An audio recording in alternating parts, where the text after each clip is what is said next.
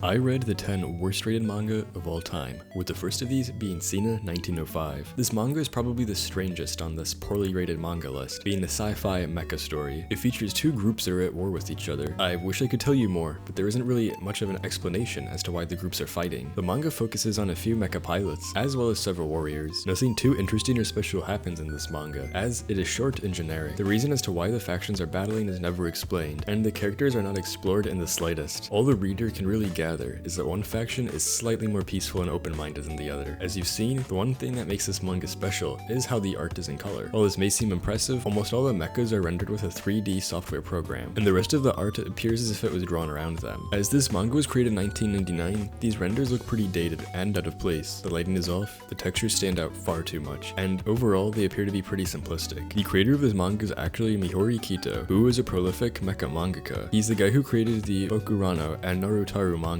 and he worked in the mecha designs for one of the Evangelion movies. Although Cena 1905 definitely deserves its reputation as one of the worst mecha manga, it isn't all bad. The paneling is pretty geometric, but the panels are compact and placed in a way that makes the read feel fast. I think this manga sort of shows what happens when an experiment goes wrong, but Kito was able to learn from this mistake and have a very successful career in the manga industry. If you're enjoying this video, consider subscribing so you can watch more videos just like this one. Dead Word Puzzle is the evil crossword death game manga, and yes, I'm being for real. With stories like Liar Game and Alice in Borderlands popularizing the death game genre, it's no surprise that many mangakas would try to find success off this trend. Gohei Tajika is one of these mangaka, and being a fan of crossword puzzles, he presumably combined his hobby with the death game niche. The story begins with some students being summoned to a classroom, where they receive crossword puzzles. A robot instructs the students to fill out the puzzles, and tells them that if they try and leave, they'll die. One student does not listen, and tries to leave, which results in his head exploding as soon as he exits the room. Then, for whatever reason, a bunch of students try to leave, and subsequently pass away. This makes absolutely no sense, as the robot said that if you leave, it would be game over, and after seeing the first person who tried to leave pass away, there's absolutely no reason to try and make a run for it. Anyways, we meet our protagonist, Arata, who is an edgy crossword pro. The robot tells the students that every time someone completes the puzzle, someone will die. Being the genius he is, Arata fills out not only his own puzzle, but the puzzles of the deceased students, in order to kill as many of his classmates as possible. This is so dumb and edgy to the point of where it's humorous. After all the crosswords are completed, the remaining students are broken up into teams, and they compete to solve a crossword puzzle with each other's names. If your name is used in the puzzle, you die. Overall, this manga is pretty terrible. It combines the nerdy hobby of crossword puzzles with an oversaturated genre, so it was destined to fail from the beginning. This combination also resulted in a disjointed tone. It takes itself way too seriously as well. Like, it's the evil crossword manga, it's not going to be the next Liar Game. The characters are incredibly unintelligent and very dislikable. Some are rather selfish, especially the protagonist, so there's no reason to really root for a specific character. Wanting your favorite character to survive is one of the main reasons why people keep reading the death game genre. So, by making it impossible to like anyone, there's no reason for anyone to keep reading past the first chapter. Another reason this manga is rated so poorly is because of the art. The characters feel stiff, their designs are generic, and sometimes the proportions are a little bit off. After this manga was serialized, the author was able to go on and work as an assistant, and he'd eventually create another manga. I know I said this list was about the worst manga of all time, but I lied. Let's talk about the worst rated manhwa, or Chinese comic. Frog Princess is a one-shot about a man who's competing for a wealthy woman's hand in marriage. The challenge the competitors face is a race. The first person to grab a ribbon from a pole will win the woman's hand in marriage. After an exciting chase, the protagonist grabs the ribbon and wins, only to find out that the woman has been cursed. Her face looks like that of a frog, and after a speedy marriage, the protagonist begins to question his life choices. Seeing that her husband is distressed, the woman comforts him, explaining that she used to be beautiful. In the past, she was famous for her beauty, and this fame led to an evil monster to hear about her, so it came to make her its wife. The woman cried, which caused the monster to feel bad about its actions, but instead of letting her go, the monster said, "If I can't have her, nobody can," and turned her face into that of a frog. In order to try and revert herself, the woman talked to a magical spirit, who told her that it would turn her back to her original form on her wedding day. Shortly after their conversation, the magical spirit returns, and says that it will make the couple into the most beautiful couple in the world, but instead of turning the woman back, the spirit turns our protagonist into a frog-faced man. Obviously, the story is pretty silly, but is it deserving of being the worst rated manhwa?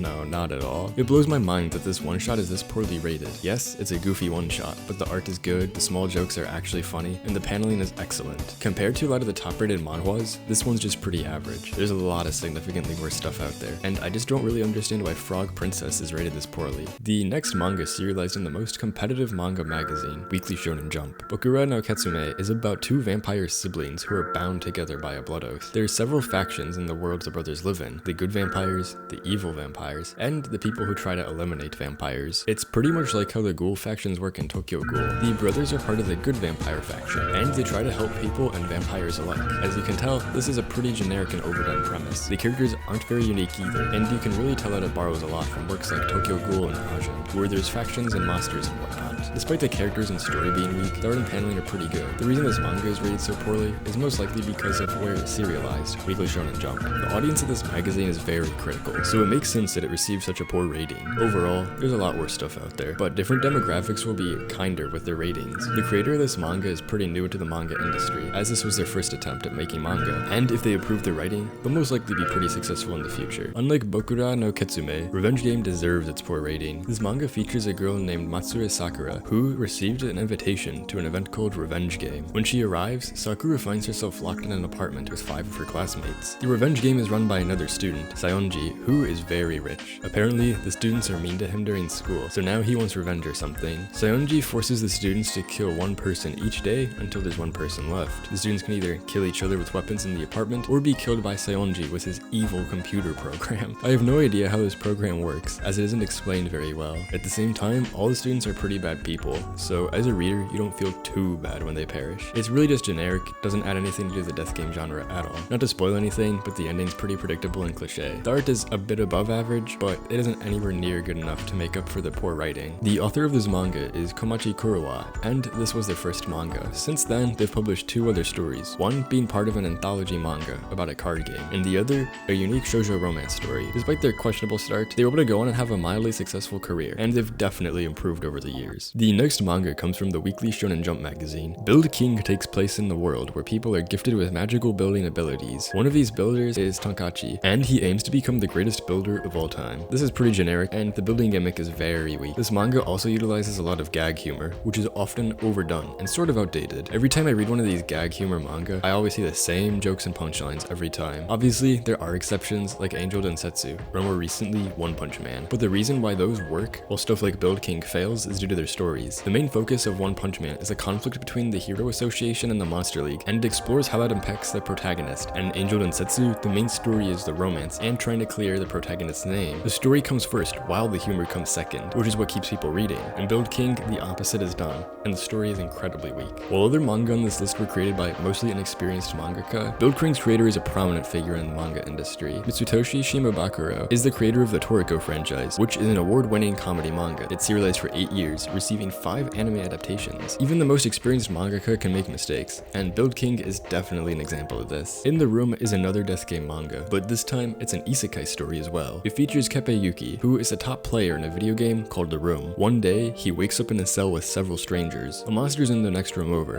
and the strangers and Keppei have to defeat the monster before it eats them. They do this by sacrificing one of the group members, which creates tension between the remaining survivors. There's also a few other conflicts between the victims, such as a detective and lawyer trying to solve a mystery. This conflict feels very strange and out of place, and doesn't make much sense in the story. Despite this, the mystery takes priority over the other conflicts. The mystery doesn't even make much sense, as the characters have to solve a crime on Earth while being in an odd, unknown place. The characters are weak, there's a lot of horrible stuff shown for shock value as well. This is a nonsensical death game isekai manga that isn't worth your time, and is arguably the worst manga in this video. Despite that, it's important to note that this was the mangaka's first manga. The creator would go on to write rom-com and mystery stories, and they've been able to consistently create manga for over a decade now. While In the Room is definitely one of the worst manga on the list, there is one story that may be even worse. The worst rated manhwa, or Korean comic, is Aam Shinbu. I would tell you what the story's about, but the plot is almost non-existent. The first chapter is somewhat cohesive, being about a detective who goes to an all-girls school to stop an evil cult. After that, it devolves into gag humor, with many of the jokes being pop culture references. There's no story, and the paneling is just all over the place. It's just insane to me that this was even published. But, once again, it's important to note that this was the creator's first work, and they would go on to write a pretty prolific manhwa called Seal. This manhwa is a shoujo fantasy epic about a girl who escapes from her village and tries to learn witchcraft. It's wild how much the author, Eugene Riem, improved in just a few years. Seal would go on to serialize for 7 years, stacking up to 23 volumes. The final and most painful manga to read on this list was Mamare Sharu. There's nothing redeemable about this manga. The story is about a girl named Tsunagi, who comes from a wealthy family. In order to keep her safe, she receives a bodyguard named Shugumaru, who protects her in very embarrassing and lame ways. For instance, Shugumaru freezes Tsunagi's classmates because they could potentially be evil. This leads to nobody wanting to be friends with Tsunagi, and she becomes an outcast. The running joke is that Shugamaru is ruining Tsunagi's life, and the amount of secondhand embarrassment I felt while reading this story was insane. The story is weak, the characters are one-dimensional, and the art is below average.